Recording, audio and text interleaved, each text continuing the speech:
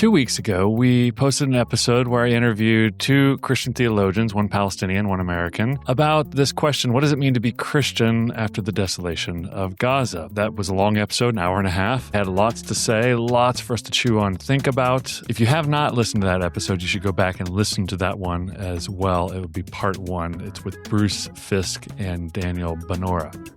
In this episode, I told you that we were going to invite a response from Robert Nicholson, who has spent most of his life studying the Middle East. He's spent much of his time in the Middle East with Jordanians and Israelis and Palestinians. He has sponsored research by all of those people. He has been in the room with a lot of the movers and shakers on both the Palestinian and Israeli side of these big policy and political decisions. So he knows of which he speaks. He is going to bring a different perspective, but also bring some of the history of this conflict, maybe things that most Americans aren't aware of, or how things work in the Middle East. At some various points, he's going to have some direct pushback from our guest in the first episode, and I'm sure they would have some direct pushback for him as well. But here at the Center for Hebraic Thought, the Biblical Mind podcast, we believe it's good to gain multiple perspectives. So lest we become too narrowly dogmatic and narrow-minded in our thinking. And again, if I invited 20 more guests from the Middle East on this topic, we would get 20 more perspectives, and none of them would overlap perfectly. So these are just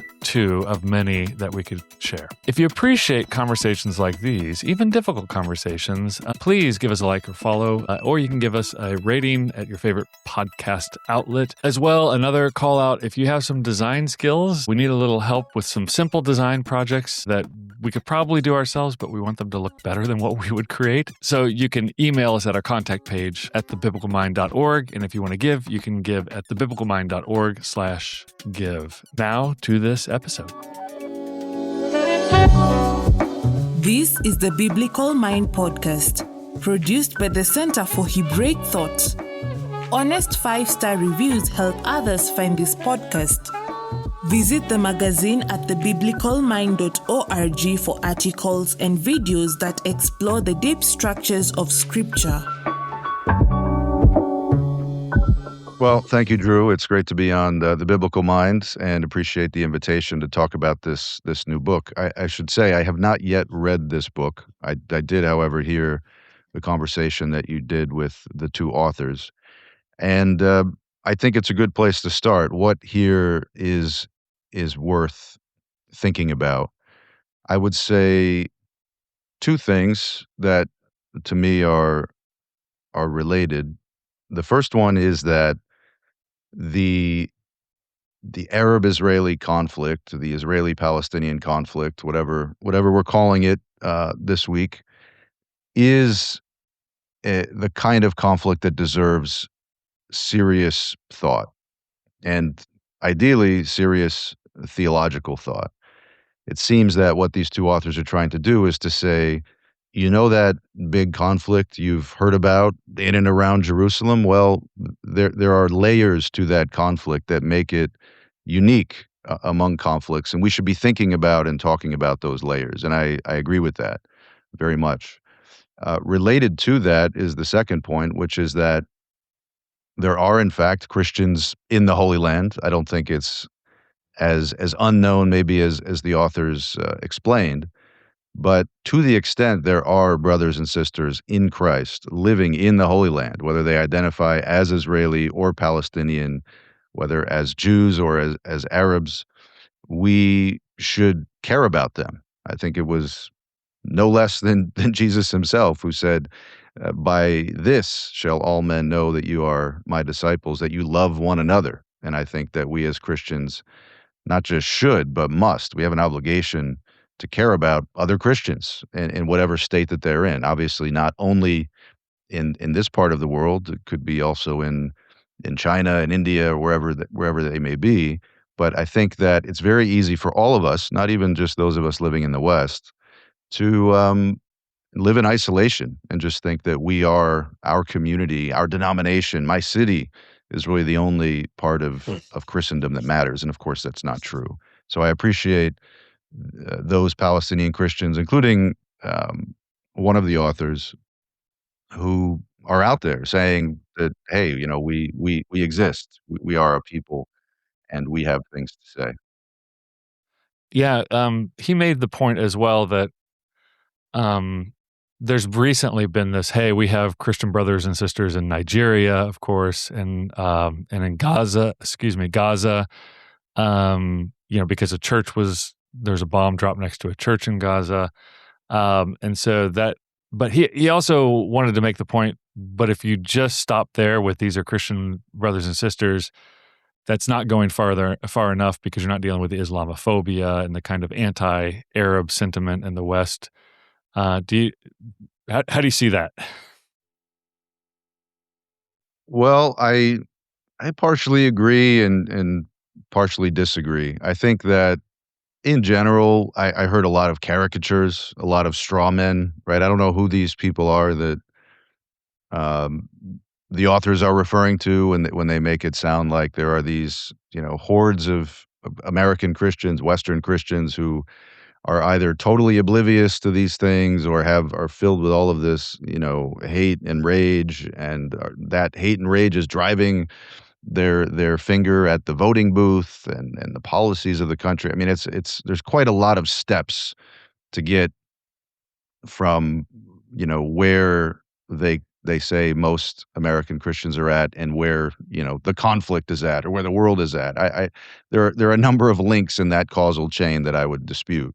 And I think that, American Christians are Islamophobic. It doesn't hold weight in my personal experience. I think there are genuine, objective reasons that Americans are concerned about Islamic terrorism. I don't feel like anybody really needs to defend that statement. I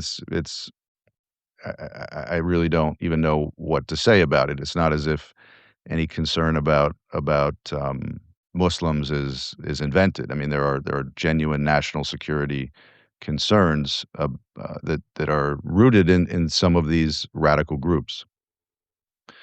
Having said that, I think that it is true that American Christians don't live in the Middle East. I mean, look, I studied the Middle East. I've got degrees in Middle East stuff, but it's not until you go there and spend a lot of time there, not as a tourist, but going into people's homes and just kind of walking around, that you really get a sense for who all of these people are. And even when it comes to Muslims, right? Which different kinds of Muslims, different, Mhm.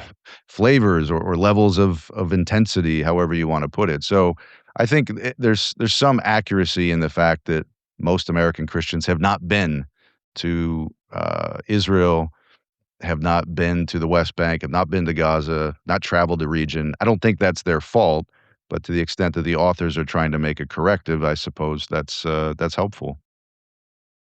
Yeah, so it's interesting you bring up that that's not your experience of the American church. That's the way I feel as well. But I also think, well, maybe I'm just in the weird part of the American church, or maybe I gravitate towards the part that is not, shouting down Muslims because they're Muslims or something like that. I mean, is there data on these things that we could put to this, or where would we look to see whether, again, because the nature of these kinds of discussions is we do have to make generalizations, and the temptation is to turn the generalization into caricature. And so I wonder, for you, what are the kind of solid points of data that make you think here's where the issues actually are when it comes to the church in the Middle East? Yeah, it's a great point. I think there is one, I don't have anything in front of me here, but there is a study that's been done by the Pew Forum. They've done it at least once, maybe more than once, where they actually break down attitudes of American subcultures Hmm. towards other subcultures, right? So what do American evangelicals think about Jews? What do they think about Muslims? What do Mormons think about Mm. evangelicals? It's a sort of X and Y axis, and it shows you, generally speaking, based on their surveys, where people are at about these different groups. To be fair to the authors of this book, I don't think American evangelicals are rating Muslims super high. Um, Conversely, I'm pretty sure American Muslims are not way, putting American evangelicals super high either, right? So I Right. would say that data is important. It's important to know what's actually true, as best as scientists are able to determine. But it's also important to foreground in all of these conversations. This is the way I approach it. Um, the reality that the vast majority of people in the vast majority of the world are pretty much ignorant about people who are not them. And by the way, Mm, that goes for Palestinian Christians as much as you or I. Meaning, yeah. if I'm traveling in Ramallah, or I mean, pick another place. If I'm traveling in Addis Ababa, it'd be foolish for me to walk around thinking that these people know who I am and they understand where I'm from and what I think. I mean, they know what they see on TV. Right. They pick up things in conversation, and I think there's a great saying in the Mishnah. So I can do this because this is Yeah. Center for Center for Hebraic Break Thought. Thought. Yeah. Dan et kol ha'adam lechaf zechut, which is I think it's attributed to Yoshua ben Prachia, which is to say, judge every man with the scales weighed in his favor. And I try to do that with other people. I don't always succeed, and I just hope that everybody can kind of do the same, as well.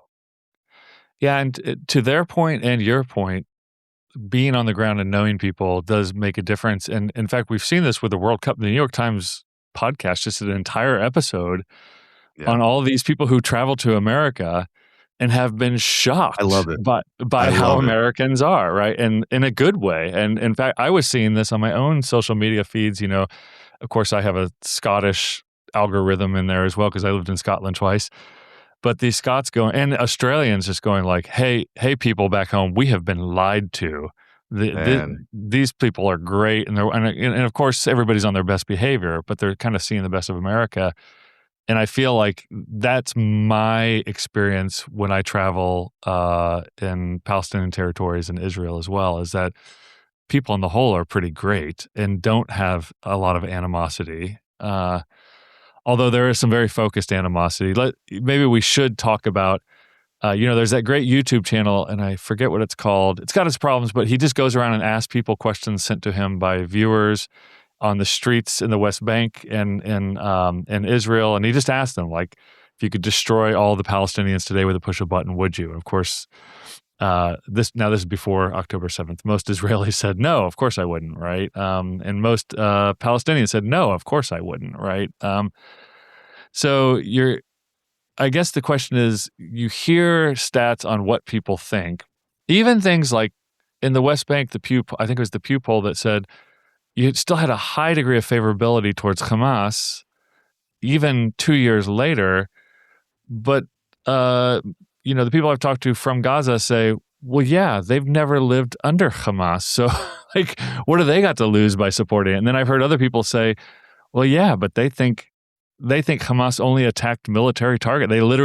So maybe help us figure out like the complexities of even saying this is what people believe on the ground. my experience is that people talking about Palestinians and the Palestinian cause, again, are quite ignorant about what Palestinians themselves are thinking. They're talking about the different disagreements that they have and all of that. So you're hitting on that here. Not the authors of And this book that we're talking about, but right, but just in general, I'm talking about yeah. people who have podcasts like this one will sit, whether I don't know whether they're Christian or not Christian, just people who are weighing in with opinions on this conflict usually don't look under the hood. Let's say less frequently Hmm. than you would hope.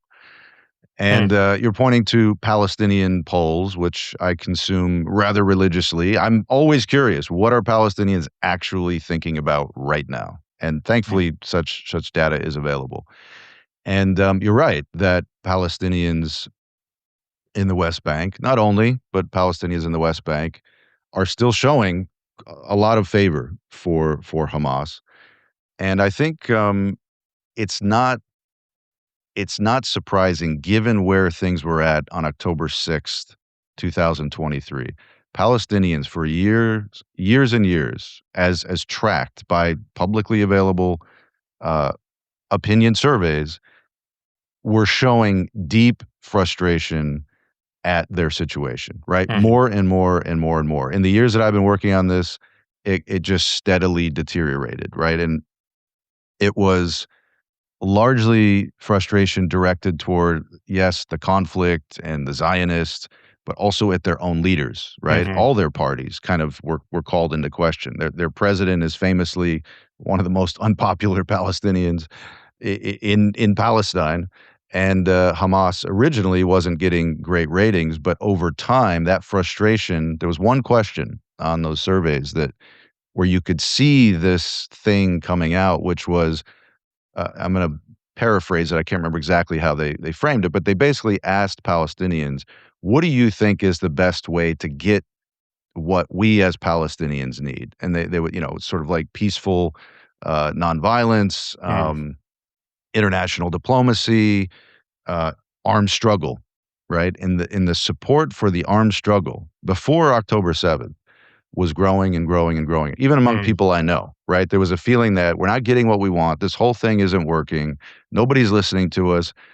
We kind of have to do what we have to do. And I think that Hamas scored a lot of points among people who otherwise would not have considered supporting Hamas Mm. because, yeah, they're SOBs, but they're our SOBs, and they actually got something done. Like they Right. forced Israel to act. They forced the United States. They forced the whole world to remember that we exist. And don't forget, Palestinians at that point were feeling extremely overlooked, right? Because Israel's making peace with other Right. Arab states, this whole Abraham Accords thing, and they felt that the world had moved on. But what about us, right? And so I think that you do find, unfortunately, a surprising amount of support for the core ideology of Hamas, right? That sort of radical, apocalyptic Islamic thing. But you also find all of these people who are not necessarily wired for that, but look at these people as freedom fighters. And by the way, if you say, well, isn't your sort of secular moderate leadership, the current president and the Palestinian parliament, isn't that a better alternative? It's very likely that they will turn to you and say, okay, fine, but what have they done?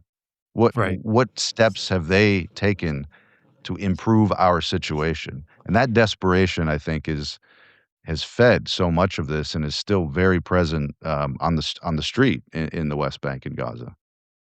Yeah, and so that building frustration, and I'm glad you pointed out the Palestinian leadership because I think that's pretty renowned. Even people who only know a little know that the corruption of the Palestinian leadership or the inabilities of the Palestinian leadership has been a sore point for Palestinians for a long time now. Um, but if we think in terms of this growing popularity of anybody who will do something, what's the other option from Israel's side? I guess, what could Israel have done to relieve the pressure here? Granted that assuming Israel is not gonna change all of their protocols and policies overnight, but what do you think would be and you can feel free to speculate here, maybe if they had done X, Y, and Z, they could have created some ease for the Palestinians to start living their lives the way they wanted to. Right. Well, I know you've got thoughts on this. I do. I'm trying to think about the most succinct way to give them. So I would say that I think I know what I don't want to speak for them, but let me speculate as to what the authors of this book might say. They would say something like Israel never gave Mahmoud Abbas, Abu Mazen, and his government a real chance.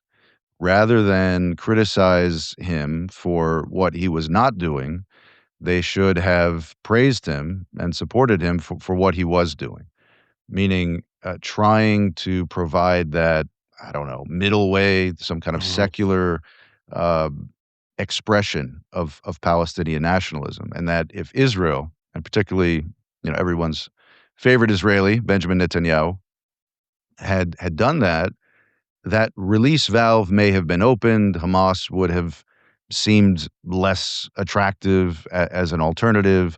And one thing would lead to another, and inch by inch, we would kind of get closer to peace, right? This vision of a two-state solution, which in some ways is anachronistic because it's so little supported these days. But Hmm. that's probably you know, some version of what someone on the other side might say. I would say also they would say they would block settlements, right? They would either shrink Right. them or freeze them. These are Jewish, towns in the West Bank, things in that vein. Okay. Now, having said that, I'll sort of channel the Israeli perspective on this, and then I'm talking now about right, left, and center. This is the vast majority of Israeli Jews, who make up about 80% of the population. 20% or so are Israeli Arabs. Israeli Jews would probably say something like, you know, fine, we were interested in that. That was the whole Oslo peace process. It started in Mhm. the 90s and continued inch by inch through the various different legal instruments to begin the process of devolving sovereignty over West Bank and Gaza to Palestinians. We worked with Yasser Arafat, Abbas's predecessor, on that. When Arafat died, we continued working on that with Mahmoud Abbas. But this big giant thing happened in the middle, which was this explosion of terrorism in starting in the year 2000 that was called the Second Intifada. And let's assume we have an Israeli peacenik here on the podcast. I'm just gonna do the puppet show here, and that person is pressed and saying, "Well, okay, well, why would the Second Intifada derail a peace process? Right? Peace is good for everyone." Mhm. And that peacenik, who probably has become much less of a peacenik over the course of the last 20 years, would say something like, I believed all of it, lock, stock, and barrel, me and all of my friends. But time after time after time, it was clear to us that either the Palestinian people, or at the very least the Palestinian leadership, the leadership that actually was shaping the events on the Palestinian side, was not only not interested in peace, but was trying its best to torpedo it, primarily through a slew for years of suicide bombings and other just heinous terrorist attacks. And, let me be honest, my right-wing friends turned to me and said, "How's that peace going there, buddy?" And you know what? I have to say they were right. Mhm. And that is the experience of so many Israelis, right? There's a way to tell the history of this conflict where you see, um, the Israeli people bringing a hammer down on Palestinians. There's another way to tell it that reveals that image is actually a green screen, and that there is this terrorist or group of terrorists dressed in green who are prompting that hammer to come down, right? And so that Israelis who really, I mean, Israelis just want to be left alone and to live. I can't emphasize that point enough. And that's having met many Israelis. They there's never been an interest in fighting. It's just a small country. There's very few people in Israel, right? Everybody's got to fight. It means my son, my daughter is going to war. People don't have an interest in that, but they do it when it seems that the process of peacemaking has been blocked by, at the very least, spoilers, right, who are killing Jews without discrimination, or at worst, and God forbid we think this, that large portions of Palestinian society actually support that and are not ready for peace. And Jews don't know which is true, and in the meantime feel that they have to defend themselves. And that's how an Israeli would respond Hmm. to sort of the point I was making earlier. Yeah, it's the politics of the street. When bombs are going off in cafes, it's really hard to get a populace to turn towards peace at that point, and that would be true in every situation, right? And so we're kind of thinking about, for lack of a better word, the secular situation, like just the history of the situation here. Um, Bruce did mention, when I asked him to kind of depict how Israelis would think of themselves in this storyline of the history of the region, he went straight to an issue which I don't think is unfair. He said, fear is they're afraid and they see themselves as victims, right? As afraid. I don't know if he used the word victim, but it seemed that he was painting a picture of victimhood. Um, we have two parties, Palestinians and the Israelis, who both have deep fears of the other, and they both kind of perceive themselves as victims in some ways. At least some Israelis do. What happens? I guess what's what good can come of that situation? How do you get people to move off the, yes, we know you have been wronged, but, right? Is that the way forward, or is there some other way that I'm not seeing? Look, it's always healthier if we all disclose our biases, and I'll name mine right here. I am having studied this conflict ad nauseum, taught it, traveled the region, not just this part, but all over, from one end to the other. I have a particular view about the history, and I do think history matters. It was one of the things that I thought was really lacking in the presentation that, as I heard it on the podcast. The book may provide something very different, but the history, to the extent it was even mentioned, was so um, sloppy. I would say that it just does it gives you no context for where we are today. My view of the history, and I'll just give you the cliff notes to get to the answer to your question, is that Jews began coming to this land in the 1880s, a little more in the 1890s, a little more in the 1900s, et cetera, et cetera.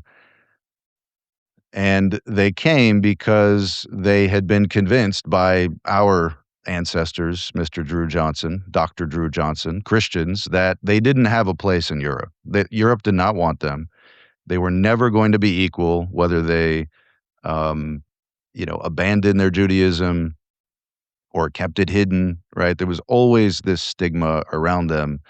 And at the height of the nationalist movement, when the Scots were becoming Scottish and the Greeks are becoming Greek, and the Jews some percentage of the Jews, a small percentage, looked around and thought, well, what are we, chopped liver?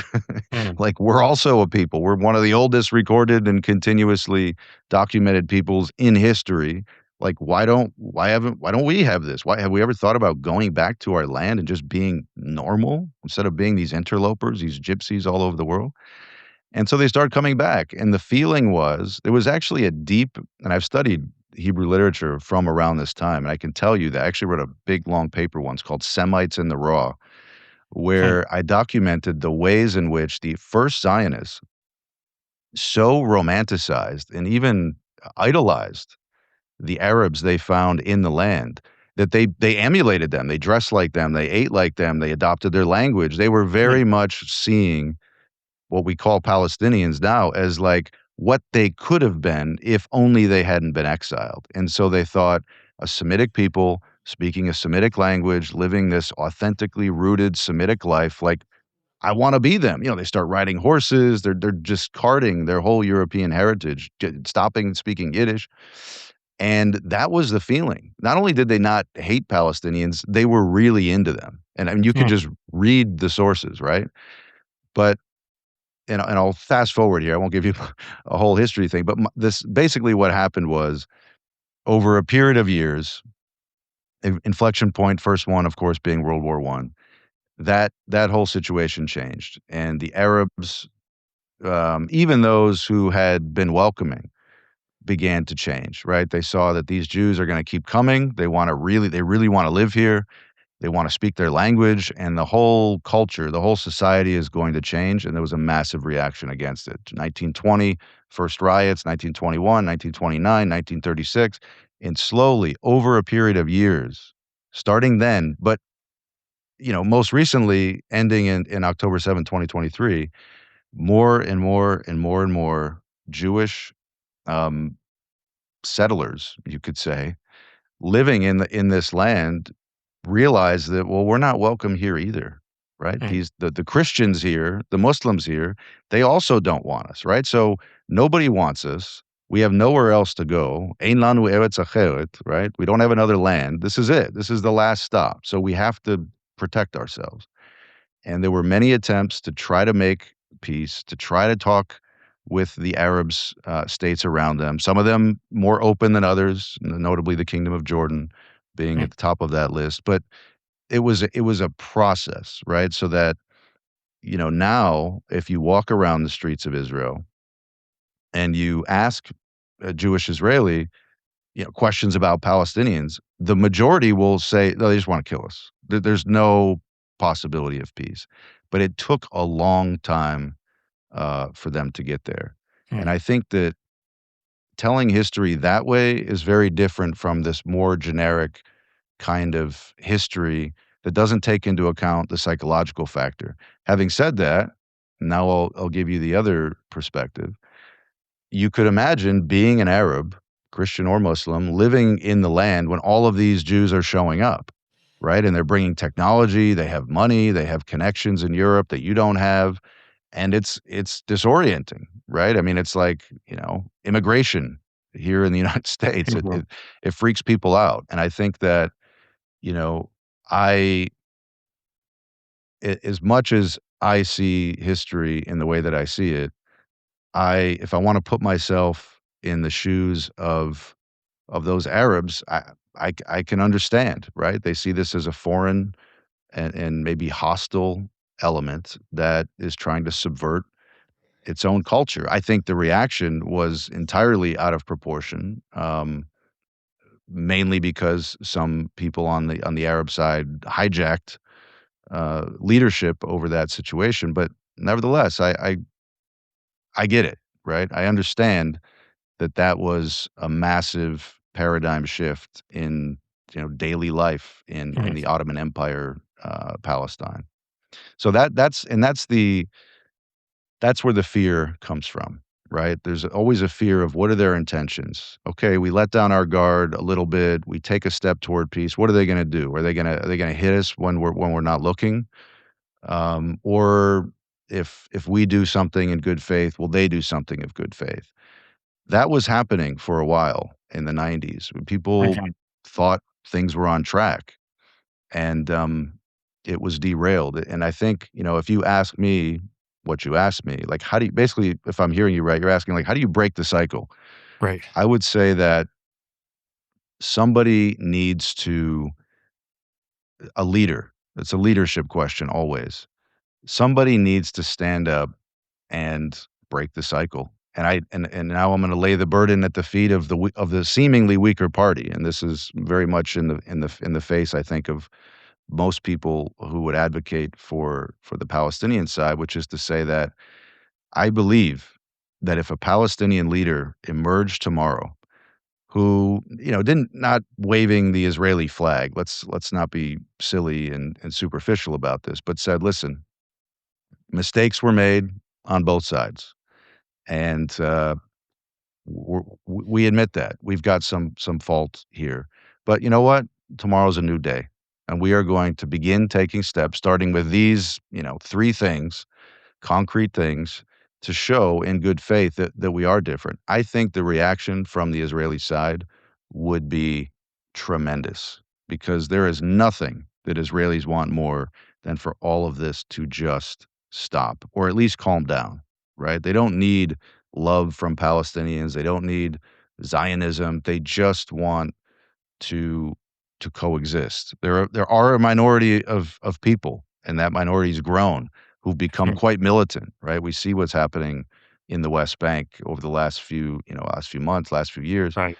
and those people exist, but they are vastly outnumbered by the rest of Israeli Jews who would love to see that kind of Palestinian leader emerge.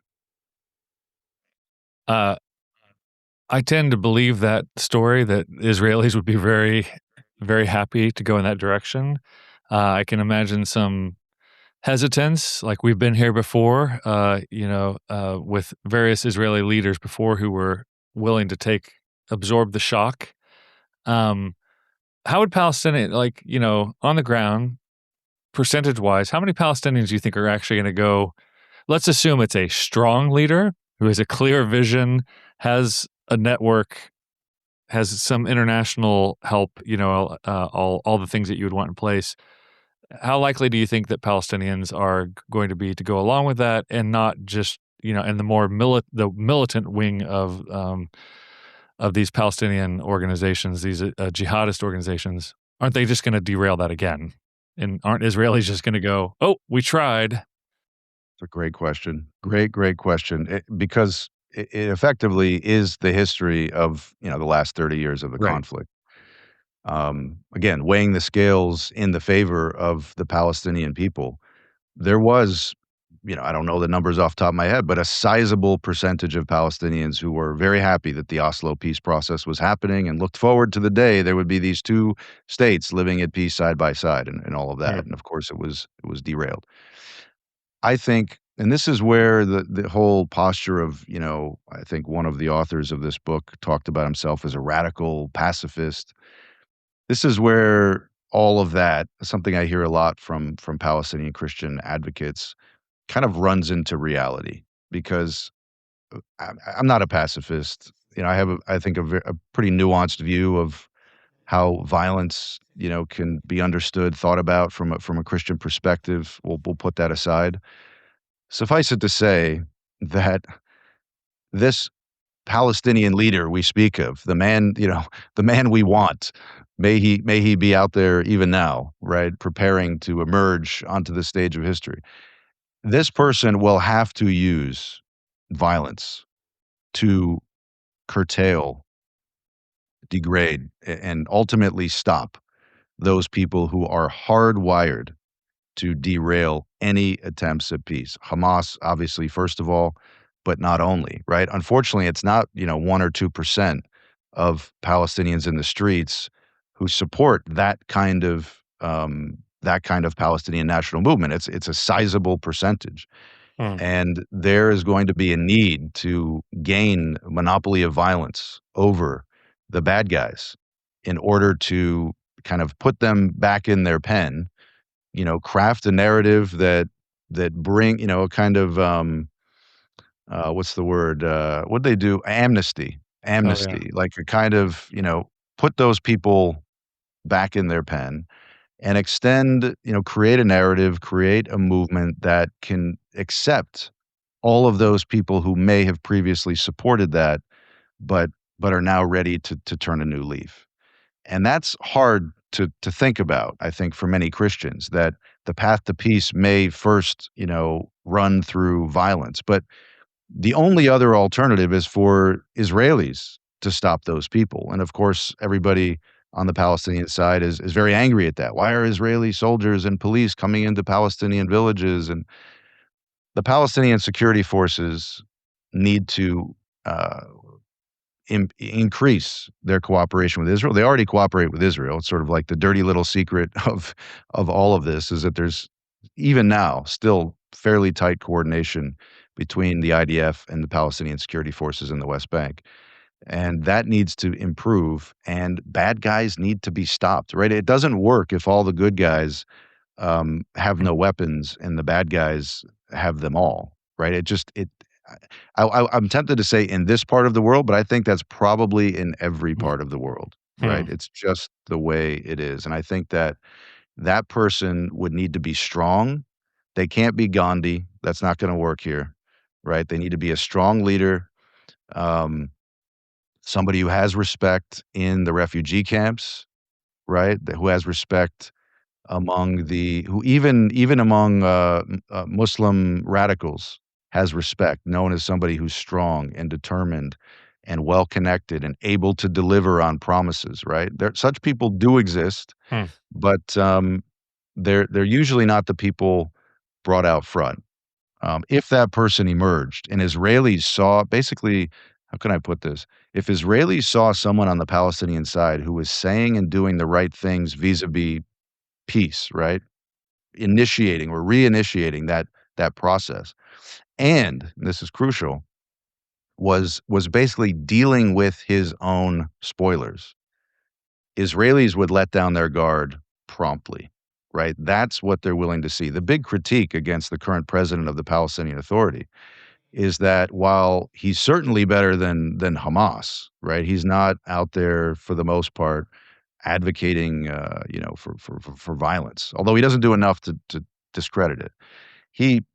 He's always kind of got one foot in that camp, right? And he's tolerated the use of, tax money to fund the families of Palestinian terrorists who are now in prison or who have died, at the hands of Israelis, et cetera, et cetera. Israelis see that and they're like, okay, so you're saying something that sounds good, but in reality, you're like you're tolerating all these bad guys in your camp, and so long as you do, this isn't going to work. So Yeah. we need a Palestinian leader who's strong, who's tough, who's willing to deal with those people. And I think, there's this whole idea. Maybe it's Orientalist in nature, but I've seen it borne out in practice. This idea of the strong horse, right? People back the strong horse. Maybe not in the beginning, but someone who comes out and shows themselves strong, who shows himself able to deliver. Suddenly, people who may have, formerly been critics, put their criticism away and say, "All right, well, I'll give this guy a try." I Hmm. do think that would yield results on both sides of the Green Line. So, under that in that vision, peace with Israel is really going to war at home, which is gonna take quite a network, a lot of trust amongst your people. It does seem almost Hey, let me impossible. can Yeah. I wanna so the first step is not violent at all, which is crafting a new narrative, Mm. right? So what is a post-conflict Palestine?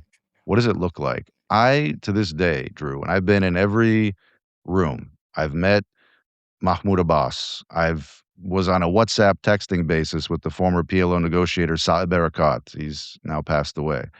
I've met Mohammed Shtaye. I've met a lot of people over there. I've spent many times, many hours in these different rooms and listening to. Never once have I heard a affirmative, positive, you know, prosperity-based vision for what a post-peace, post-normalization Palestine would look like. What would it do? How would it grow? What was its economic plan to become the new Singapore? Whatever. I've never ever heard it ever. And even when I ask a question, well, what happens after? Hmm.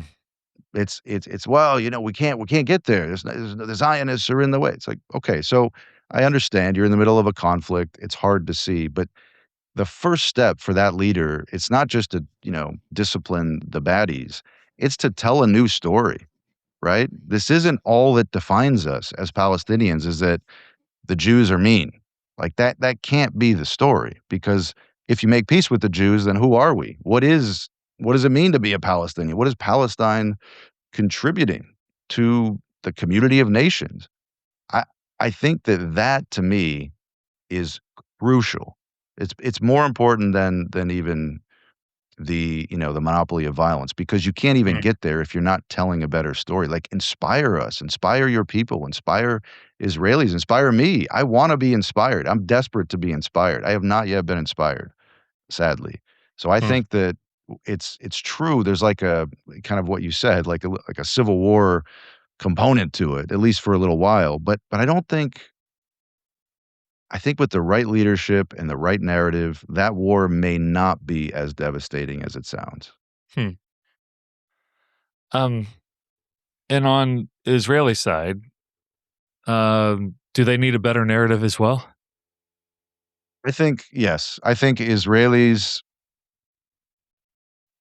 it's a very interesting moment, right? You're kind of catching me in the middle of the Copernican revolution and asking me, well, Right. what's going to happen tomorrow? It's October 7th was a dramatic change, right? We've talked about some of the trends that were already in place on both sides. This was obviously a huge inflection point. Um, One of the things that has seems to have gone by the wayside for now on the Israeli side is the idea that, look, even with bad guys who are sworn to our destruction based on their nationalism, based on what Allah told them or they think that he told them, even with them, like, we can live. They stay on you stay on your side of the yard or in your yard, I stay in my yard, we'll be fine. That was actually for all of the talk about Benjamin Netanyahu being this, warmonger, the big critique of him in Israel is that he is anything but. He was essentially, I mean, I don't wanna say this too strongly, but he was more or less propping up Hamas in Gaza, or like, let's say he was going out of his way to tolerate this Islamic terrorist group controlling this piece of territory on Israel's border, right? He was working with Qatar to facilitate, financial support for Hamas. He was, every now and then when Hamas would launch a barrage of rockets, he'd tell the IDF, hit them back. That's the way it works. But by and large, the feeling among him and among most Israelis was, look, there's these people in the Middle East who, for their own reasons, are never, ever, ever going to accept us, never going to make peace. It is what it is. We just need to be really good in a technical sense at protecting our borders and making sure that those people stay in their yard. And by the way, for a long time that worked. And functionally, what that meant is that Israel could even live with Hamas. But Hamas punctured that whole idea so that now Israelis of all kinds, left-wing Israelis, are convinced that we cannot allow these people, at the very least, to be on our borders. But ideally, they should be pushed back as far as possible. And it's why you've seen not only a response to October 7th in Gaza, but also in Lebanon, also in Syria, also in Iran, right? There's this feeling now, it's changed. Israel's not in the mood to just sort of live and let live, because these people, if they have this thing in their hearts, it may sit dormant for a while, but eventually they're going to act on it and they're going to catch us with our pants down and we're going to die. Like our kids, our wives, they're going to die. And so Israelis, are telling themselves a story now that I fear is it's a bit of a myth, right? The myth being that they can stop this, they can fix it, they can make sure that these people never again strike them, when they're not expecting it. Because of course it's impossible, right? You can do better, but in some ways these wars, I mean, we're seeing evidence of this. While I'm completely, in principle in support of what Israel's done since October 7th. I'm not talking about the details. I'm talking about the response Israel made. I don't know how Israel could have had another response. But it's, Benjamin Netanyahu said this. What was the story he was telling after October 7th? We were attacked in a brutal, grisly fashion, and we are going to strike back, and we are going to have total victory. Total victory. It's not possible, right?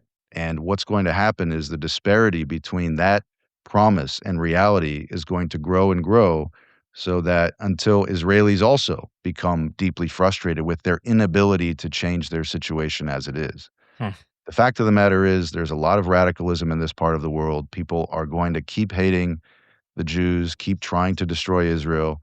And to some extent, Israelis just need to find a new equilibrium, right? There's not going to be this total victory, sadly.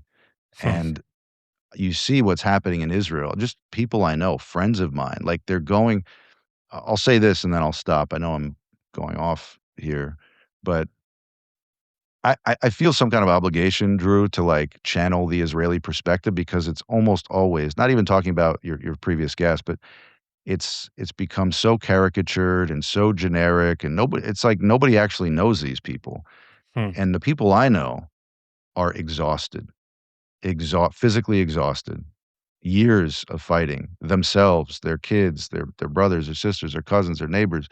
Their kids are exhausted, right? And this is after COVID, everything those kids went through during COVID. They feel like everybody hates them now more than ever, not even just in the Islamic world, now in Europe, and even Donald Trump himself, who they were hoping was going to, defend them from all this. And there's this feeling that they fought and fought and fought. They feel like they're really no better off than they were at the beginning, or not better off enough to really put an end to this whole thing. And they don't know what to do. They don't know where to turn. The story has hit a dead end as we're recording this now. And there is a need for new leadership, I think. There's an election this year. I think Benjamin Netanyahu is misunderstood to a large extent. I actually have a podcast called Hebraica. I have an episode that went up today June 30th, called "BB, Jesus, and Genghis Khan," where I actually try to get into BB's head a bit. I think he's just people think things about BB that are not true. But look, he's been around for a long time, and personally, I think it's time he steps aside. Thank you for your service. Hmm. I think the Israeli people, large portions of them feel that way. We'll see what happens at the polls. It's up to Israelis in the end, but I do think that like the same thing on the Israeli side. I think a new leader needs to come out with, a new story and try to move things into the next chapter, right? We can't be in a post October 7th world forever. We need to be in a pre whatever comes next world. And I'm waiting to see who will stand up in Israel to try to outline what that is, what that looks like, what that means, right? And that's it's a difficult thing right now. Hmm. I think that's very helpful to begin to get our heads around the narratives that are dominating in this part of the world. Let's go pre-October 7th for a second and think about in some ways, the conversation that I had with Daniel Benora and Bruce Fisk, we could have had it before October 7th, and I think the things they were saying, at least in that conversation, would have still been the same. What are the big points of agitation here? I mean, we talked about, I heard the terms occupation, colonialism, genocide, ethnic cleansing, very extreme terms. When I pushed Daniel Benora on, whether Hamas and Israel were really apples to apples comparison, he said, yes, maybe Israel is worse, maybe, but he'll take equal. So why do you suppose, we heard some of the reasons he said that, why do you think people might think that Israel is, in some ways is colonialist, almost from a Christian view, like a demonic government that is hell-bent on oppressing the people around them? Well, the real answer, Drew, is I actually don't know the answer to that because I just don't see it that way, like in fundamental terms. But I let me weigh the scales, in that direction. I think that well, there was a couple things that one of your guests said that just frankly kind of shocked me. One was his, at best equating Israel and Hamas, at worst seeming to say, as you just said, Israel's worse, and pretty much like, well, can you blame Hamas? By the way, that's a very common that he's not unrepresentative. That's a very common view. Um, Like there Hamas was is this just the character, natural outgrowth of the right, occupation. Yeah. right, exactly, right. You set up shop in my yard, so I go over and kill your wife. Like, well, can you blame me? Yeah, I think I can blame you, actually. There was that. There was the description of Zionism. I mean, it was like every buzzword you can think of. Yeah, colonial, imperial, and orientalist. Uh, it's just not true. Like historically, just based on text and actual events, Zionism is the movement for Jewish national self-determination in the Jewish homeland. Literally that. People didn't even at the beginning know whether they wanted a country, right? That was litigated for decades until Hmm. it became clear that they had to do that in order to protect themselves in the land. There was an ongoing dispute from Can I 1880 can I double until check the what you're 20s saying and here? 30s. Sorry? Sorry. When you say they didn't even there was a dispute about whether they wanted the nation, you're saying they wanted to be in the homeland, they wanted to have the right to kind of live their lives. The question is whether they needed to establish a nation in order to build an army to do that, and that was litigated. 100%. That's what you're saying. Okay, just making sure we're on Correct. the same page. Okay. Yeah, and a deep and long-standing ongoing debate between several major camps within Zionism about, well, what's the end goal of this movement? Are we trying to build a state? That came, Theodore Herzl became famous for proposing that, but at best, he didn't come around until 1896, 1895. And that wasn't the stated purpose of the official Zionist movement for years afterward, years afterward. And even then, even when it became, there was still large a large camp that dissented from that and said, no, it became the only conceivable path, right? Hmm. That, look, we have to defend ourselves. The only way to do that is with arms. The only way to do that was in the structure of some kind of state. So, at the beginning, for decades actually, Zionism was a law-abiding, property-buying movement, right? That proceeded in proportion to the amount of land that Jews coming from Europe could buy in good faith through negotiation and, lots of handshakes and tea, no doubt, with Arab property owners, right? That was actually what happened. Was people think Zionism, like Israel, emerged in 1948 because of the Holocaust? It's just not the history. Hmm. So that just, that's where the historical thing really kind of bothers me when I hear people just describe it in like these cursory ways. But I think that over time it did, Zionism has has basically been a series of responses to kind of outside influences. Jews have, their main thing is to protect Jews in their homeland, to live a fully authentic Jewish life the way that their ancestors had. But pragmatically, as Arabs did what they did, the British did what they did, et cetera, the movement kind of evolved to fit the circumstances. That's my understanding of the history. But I mean, your question, I want to make sure I answer the question that you're asking. So maybe, you know, hone it a little more so I don't, give you a full lecture here, Drew. Yeah. Well, and I appreciate the history. I guess you know, y- even the issue of Zionism, right? That hegemony is required.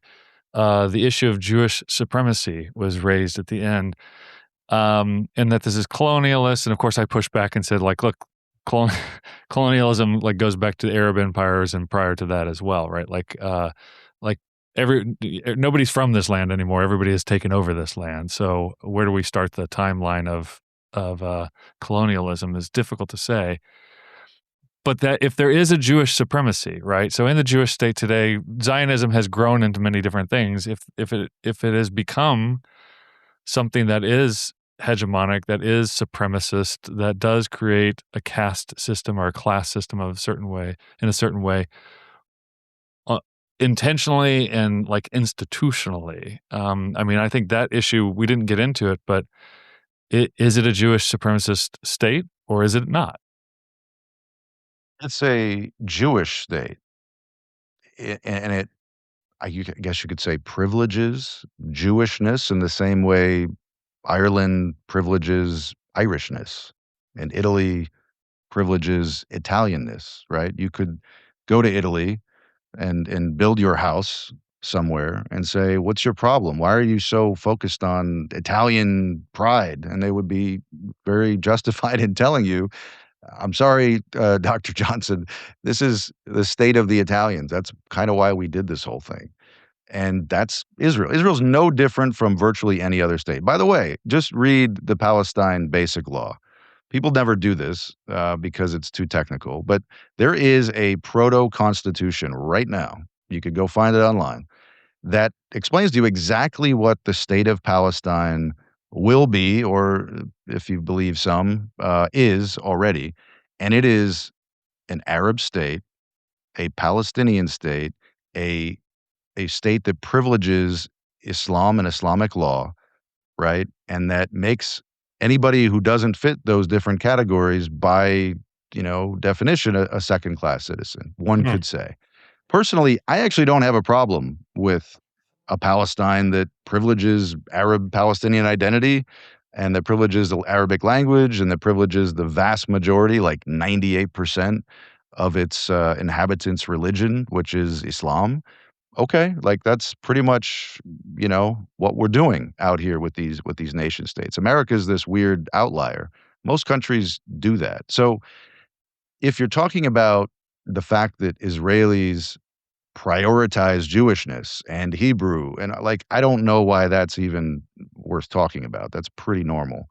Hmm. If you're saying that there is a policy within the state of Israel to actively oppress, suppress, minimize, marginalize non-Jews. I don't see that. I do see certain politicians who represent certain parties who talk in those terms, and who, if you gave them the keys to the whole thing, they probably would Right. try to Itamar set up, Ben-Gvir being the most famous of Itamar them. Ben-Gvir, Bezalel Smotrich, right? These are Right.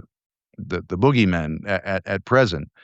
And unfortunately, what the Palestinians have done, and those who support them over the last few years, have only empowered those guys, right? They're just sitting back and kind of pointing to the statements coming out of the Palestinian street, the Arab world, and kind of with a smug look on their face saying, "See, these Palestinians, they're not ready for peace. They're just going to kill us as soon as we let our guard down." Like, if you want to empower the Ben-Gvirs, like, keep doing what you're doing.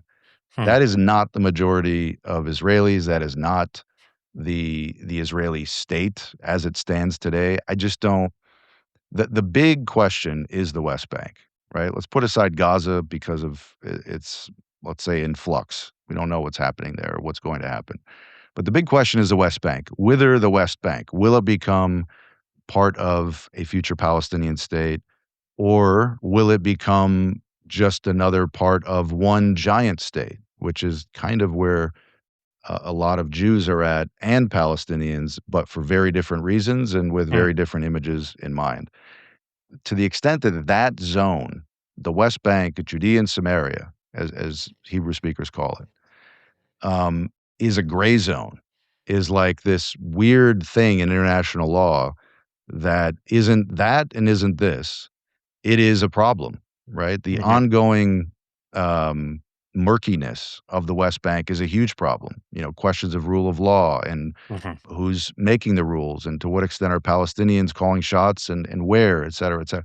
That's really the crux of the issue. And if you're talking about that, then you're talking about an Israeli state that's not fully in control, but de facto pretty much in control, with a few exceptions, and trying to protect Jews who are mostly living peacefully, but increasingly, in small but growing numbers, becoming desperate themselves and lashing out at the Palestinians around them. And that's a big issue.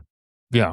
And you're talking about some of the settler violence that's going on, among other things, that, as they point out, has always been an issue, but it is increasing right now.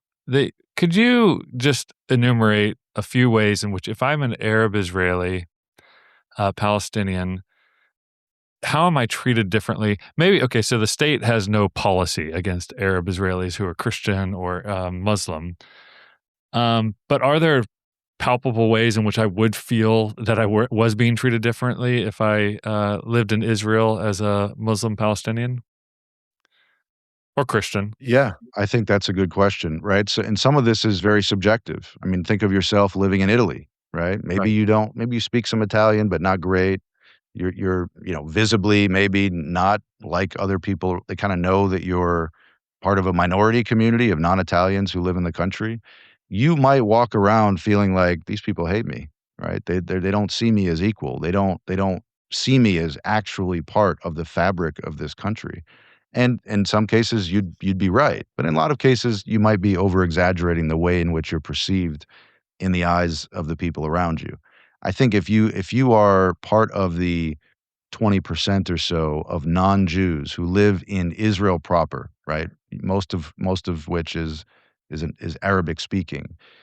You would be conscious of the fact that you are an Arab. You are not Jewish. You grew up in your house speaking Arabic. Maybe by now you've mastered Hebrew and even speak it without an accent. Um, and maybe you are one of those people who actually wants to more and more integrate with the country, which this is never ever talked about. Huge numbers of Israeli citizens, Arabic-speaking Israeli citizens, are are are very much doing in practice with their feet and with their lives the opposite of what people think they're doing. They're actually very closely connected with the state. They're part of Israeli society. They're seen as such. They're commentators on TV shows. They have their own radio stations. They have there's a whole ecosystem of Arabic Israel that nobody knows about, and they wouldn't if they're not there. Mm. Lots of people take that track. They're like, I'm going to become more Italian. I'm going to just assimilate. And who knows, maybe in a couple generations, my kids will be indistinguishable. But lots of people don't feel that way. They feel like they're a non-entity. And it's it's like in their daily life, they may, I will say this too as well. Like we in America have a hard time with this, but Israel, like the rest of the Near East, is very segregated, right? By and large, Arabs live in Arab towns, Jews live in Jewish towns, right? And it even gets more specific than that, right? Bedouin Arabs live in Right. Bedouin Arab town. I could go on and on. People self-select in the Middle East. It's very accepted and even like preferred. They look at our system and think, well, who are you guys? What do you stand for? You just all mix and match. It just doesn't matter where you come from or who your family is. And that from the outside looks bad from an American perspective. Like, well, wait, these Arabs are living in their own towns, and but that's kind of the way it works there. But it keeps that gap, that cultural gap Hmm. intact, and sometimes for generations, right? So you'll meet an Israeli Jew, let's say living in Tel Aviv, super modern, right? Super Democrat, progressive even, right? Like more liberal than anybody we know, who's never actually sat down and had a coffee with an Arab, right? Even if they're like somehow like pro-Arab, they're just people don't meet each other as much, and that creates a lot of thoughts like, well, what do they think of me, and all of that. And of course, you do have those voices in Israel, and they've become louder, who are saying things that insinuate that Arabs are not quite, the equal to the rest of Israel. But if you look at it historically, and it's so important to look at this conflict not through a straw, right, and actually look at the long sweep of this, that's just not the default for most Israeli Jews. Most Israeli Jews are fascinated by Arabs, by Arab culture. It's interesting. There was in the course of the last, I don't know, 5 years, there is an Alawite village in the extreme north of Israel that has now basically been, it kind of straddles the border, and it's now part of, it's now kind of under Israeli control.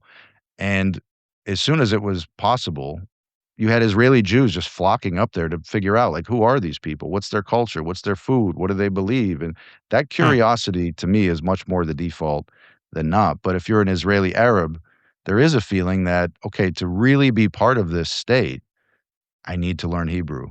For Right. some of them, and a growing number of Christians, I should probably join the army, right? Because when I go to interview for a job, they'll ask me, like, "Did you serve or did you do national service, the non-military equivalent, and where did you do it?" And if you're not doing those things, you're outside the mainstream, and that could be very isolating, So there's it's partially true and partially not, I would say.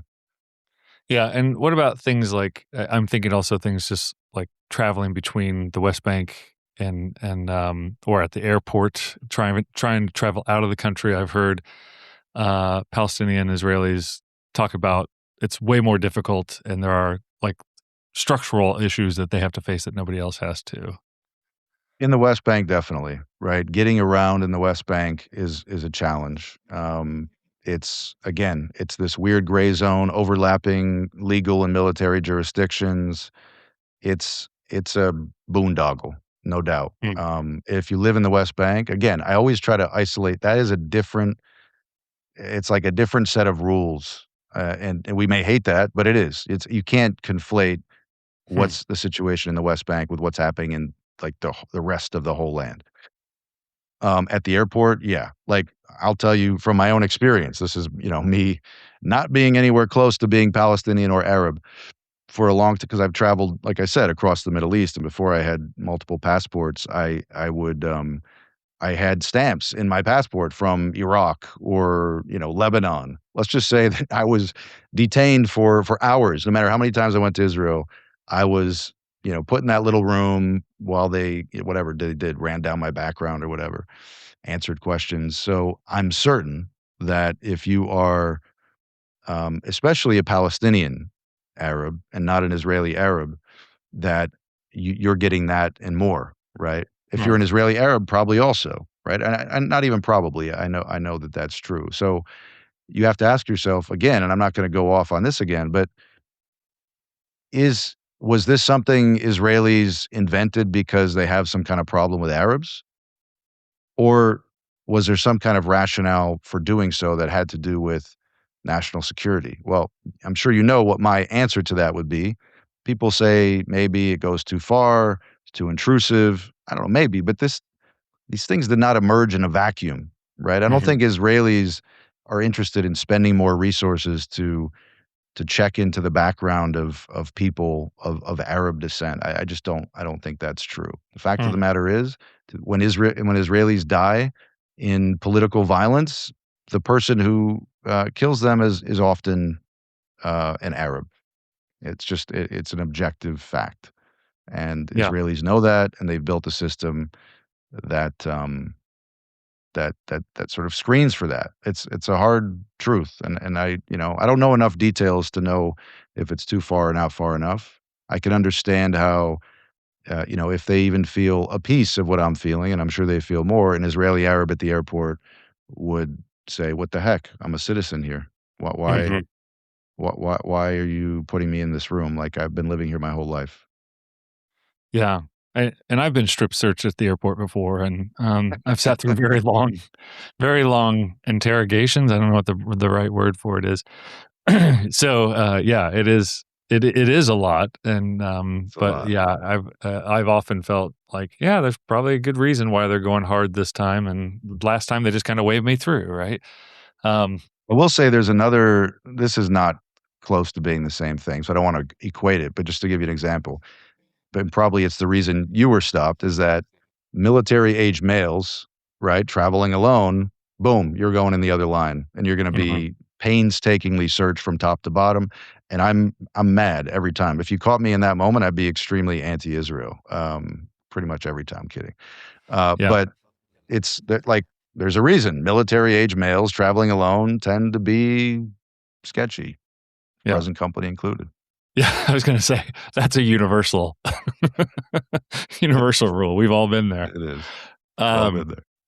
I want to end this conversation thinking more about the book that they published, which again I think is worth looking at, and some of the things they were advocating, specifically from a Christian lens. So, why should Christians be interested in this area of the world, or should we? And then, what do you think are a fair spectrum of responses that Christians could have to what's going on in Israel and Palestine? Yeah, that's the big question. I would say that for starters, as I said at the top, this is important. This concerns you, Christian, and it would behoove you to look a little more closely. Having said that, if you're going to look closely, look very closely. Hmm. Do not be satisfied with the slogans. Do not be satisfied with the potted history of the conflict. If you really want to acquit yourself like a Christian, like the Bereans, right, who search out the matter, in search of the truth, then search for truth. Like really dig in, read from multiple perspectives, and always be aware that I would say always be very humble. And that's what I think is missing from virtually all of the so-called Christian conversations on this topic. They tend to be bombastic. They tend to be very chauvinistic. They tend to be, my side is pure and perfect and has done no wrong, right? And to the extent we've done any wrong, it's because somebody else was really bad to us. Um, it tends to be very easy. It's not easy. This conflict is not easy. There's no quick answer. It's not like, if you just watch one more YouTube video, there's going to be, somebody telling you exactly what's going on and who's at fault and how to fix it. It's just, I've been in this conflict up and down all around. I can tell you it's messy and tangled and ugly, and also, and this is where the humility comes in, it's deeply it's deeply mysterious, Hmm. right? There are what I would say on this is all we have to do is look at scripture and look at the history of, redemption to know that there are things that happen in history whose purpose, whose place in the larger picture aren't disclosed for years, centuries afterward, right? There are deep and profound things that God is doing in this world that at the time make no sense. At the time provoke deep frustration and despair.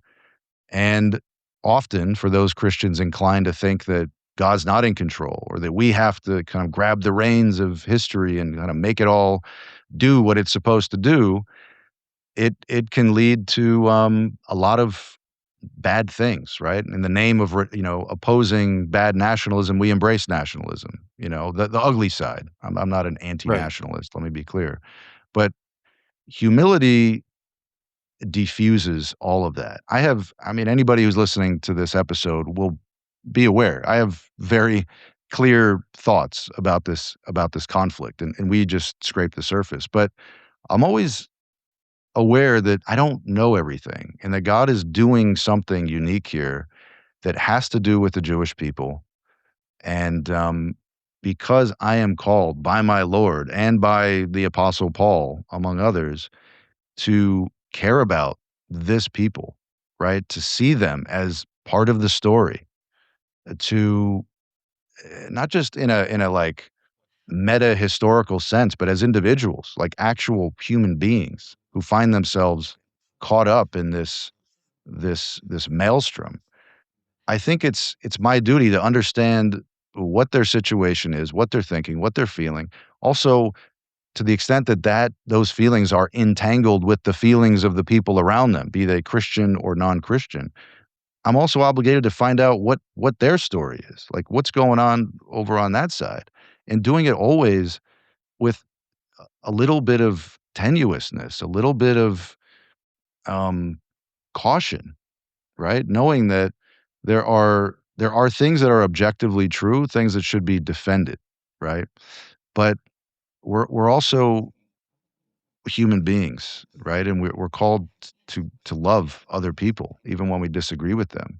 And we're always supposed to believe that God is sovereign over all of this, right? And not get frustrated and start, blaming everybody, but ourselves, and be constructive. Like that's really what it comes down to. The best way to be constructive in this conflict is to know as much as possible, to hold it loosely, to be humble about it, and to try to whatever tiny, tiny extent you can to be constructive for the purpose of helping these two peoples to be closer to peace. And I think as Christians, and this is the part that a lot of Christians don't like to hear, whatever their political views are, we are a very small part of this conflict. If you just look at the raw data, this is a Jewish-Muslim conflict, right? Talking about the Israeli-Palestinian conflict through the lens of Palestinian Christians is like talking about the America-Iraq War of 2003 through the lens of like American Episcopalians. I Hmm. think the percentages are about the same. Like it's a very small percentage. We care about them because we're Christians, as we should, but this is not a Christian conflict. Like in some ways, we don't have as much standing to sit there and adjudicate it and say who's right and who's wrong as we may think we are. I think we should be deeply humble and empathetic as basically Isaac and Ishmael, if I'm going to get really spiritual here, are working out something that I don't think any of us fully understand, and something that only God, whose outcome God fully knows. And I think that I'm not giving you, a lot of people are asking me like, well, what do we do? What should we? I'm not giving you any of that. I'm giving you the posture that we need. And Hmm. I'm not saying I myself always live up to that, but that's the goal. That's the aspiration, is to be if you're gonna get into this, take it very, very, very seriously. Watch your words, right? Be um, be aware of your own biases. Be honest. Be intellectually honest about what's happening, and don't buy into these. There's so much, kind of social media hype and just all of this stuff. Be skeptical of all of it, and seek God. I really, I have this thing I always say about, and I'm really saying it to myself. All of us Christians in general, we spend a lot of time talking about God, not a Mm. lot of time talking to him. And I think that people who genuinely seek God, in prayer, repeatedly, frequently on this topic will be guided into all truth. I believe Mm. that. And even if we're catching it in glimpses and it's not all revealed at once, the spirit that God has toward the people caught up in this conflict will start to take root in our own hearts. And to me, that's the most important thing we can do. You and I on this podcast or anywhere else, Drew, are not going to do anything to change Mhm. this conflict. Let's just be Yeah. honest. The best thing we can do is to be as Christian as possible as we talk about it. Yeah. And I hear in that answer that kind of a blindly pro-Israel, Israel can do no wrong because they are God's people approach is just as unhelpful as the opposite. I mean, look, all you have to do is read one page of the Bible to know that, the Hebrews are the first ones to tell you that we haven't done everything right. I mean, going all the way back to their holiest period. So I don't Right. think anybody in Israel, there's no Israeli Jew that's going to sit there and tell you that Israel's perfect, and nor do I. And I think that I understand why Christians take that approach, because so much of the world for so much of history has been stacked on the other side that there's kind of an overcorrection. Mm. And look, if you're going to overcorrect, I think, do what Jesus did. Jesus said, "Father, forgive them, for they know not what they do." He wept for Jerusalem. Like, if you're going to overcorrect, I think that's probably the right way to go. But Hmm. we're all humans. Jews are not, like any better, right? There's a difference. I sometimes say too that, like, there's a difference between Christian Zionism, which is kind of what we're talking about, and Christian realism, and they both kind Mm. of have to live in the same mind. And Mm. it's okay to. The last thing I'll say, it's okay to not agree with an Israeli policy, right? The state of Israel is not holy, and nobody will be more honest about that than people running the state of Israel. It's not holy. It's not a holy thing. I Right. think it's important insofar as it provides the superstructure for the protection and the flourishing of the Jewish people. That's why I care about the state. But if you are going to criticize the state of Israel, do that carefully as well. Don't ascribe the crimes of some individual Israeli Jew in the West Bank to, like, the Jews or to Israel. That's the wrong way to do it. And even if you did do that, like, be empathetic. Like, try to weigh the scales in their favor. Maybe the Jews are not out to destroy everybody and to persecute Palestinians. It's possible. And try to get in their head and figure out, like, well, what is going on? I always say, if I saw critics of Israel, especially Christian critics, I like to, take my own people to task. If they were saying to me, "Look, I don't like what Israel did in Gaza. I don't like," but they were doing so with the spirit of humility and of concern and of care, genuine, like, okay, fine, I get it. Reasonable people can disagree. Let's look at the facts. Let's get a commission going or whatever. But it's so rare to find people so quick to criticize Israel, and I suppose it goes on the other side as well, who, like, have that posture I was talking about Mm. before. And so if we can keep that, yeah, we could say that people go too far. I think that's okay. I mean, are we not human? We not sin? King David sinned. I do too. You know. Mm. Well, Robert Nicholson, your podcast is called Hebraica. There's quite a few episodes already out where you can listen to him talk more and in depth about these issues. Thank you so much for your wisdom and guidance on this. Thank you, Drew. It's great to be here.